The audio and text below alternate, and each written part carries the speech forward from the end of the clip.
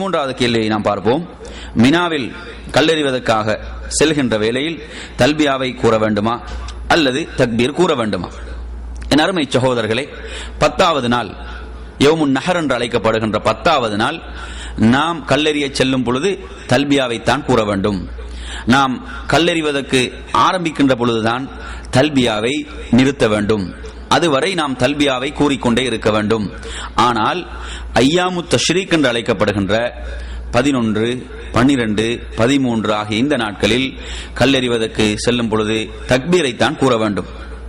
நாம் 10வது நாள் யௌமுன் நஹர் என்று அழைக்கப்படுகின்ற நாளில் ஜம்ரா அகபாவிலே கற்களை எறிந்ததன் பிறகு தக்பீர் கூறுவதை ஆரம்பிக்க வேண்டும். எனவே அதிலிருந்து ஒருவர் தக்பீர் கூற ஆரம்பிப்பார் என்று சொன்னால் அந்த ஐயாமு தஷ்ரீக்குடைய நாட்கள் இந்த அனைத்திலும் தக்பீரை கூறிக்கொண்டே இருக்க வேண்டும் என்பது அதற்குரிய பதிலாகும்.